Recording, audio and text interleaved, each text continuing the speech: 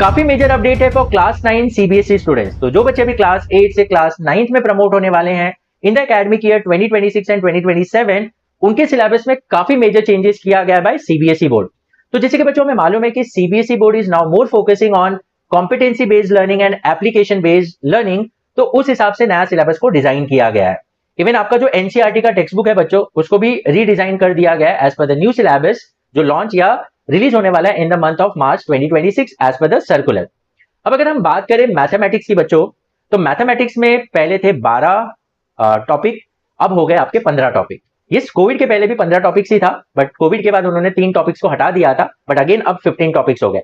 लेकिन अब वो टॉपिक्स टोटली अलग हो चुके हैं बच्चों, टोटली एज इट इज नहीं है, अब काफी चेंजेस आ गया। 10th के कुछ टॉपिक्स अब आपको 9th में पढ़ने पड़ेंगे, इवन 11th का एक छोटा सा टॉपिक अब 9th में डाल दिया गया है बच्चों।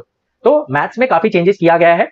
तो आज पार्ट 1 में हम कुछ टॉपिक्स के बारे में डिस्कस करेंगे, पार्ट 2 में हम रिमेनिंग जो टॉपिक्स है उसके बारे में डिस्कस करेंगे, इवन जो फिजिक्स है उसमें क्या चेंजेस किया गया है उसके बारे में भी डिस्कस करेंगे। अब न्यू सिलेबस के हिसाब से हमें कैसे पढ़ना चाहिए और हमारा क्या अप्रोच होना चाहिए बच्चों, वो सारी चीजें हम कमिंग पार्ट्स में डिस्कस करेंगे। तो अब मैथ्स में अगर हम देखेंगे बच्चों, तो पहला टॉपिक है आपका कोऑर्डिनेट ज्योमेट्री, जो पहले था नंबर सिस्टम ओल्ड सिलेबस के हिसाब से, अब हो गया आपका कोऑर्डिनेट ज्योमेट्री। इस पहले भी कोऑर्डिनेट ज्योमेट्री था, बट उसमें हम क्या पढ़ते थे कि कोई भी पॉइंट को कार्टेशियन प्लेन में कैसे प्लॉट करना, क्वाड्रेंट्स के बारे में पढ़ना, या कोई भी पॉइंट कौन से क्वाड्रेंट में लाई करना, वो सारी चीजें पढ़ते थे। बट अब क्या हो गया, वो चीज तो आपको पढ़ना ही है, अलॉन्ग विद दैट 10th में जो डिस्टेंस फॉर्मूला था वो भी चीज आप यहाँ पर देखने को मिलेगा बच्चों। अब देखो कोऑर्डिनेट जो ज्योमेट्री है उसमें देखो बोला है कि brief history of coordinate geometry, 2D Cartesian coordinate system, distance between 2 points in 2D plane, mid point of distance between 2 points in the 2D plane. तो ये सारी चीजें अब आपको कोऑर्डिनेट ज्योमेट्री चैप्टर में देखने को मिलेगा।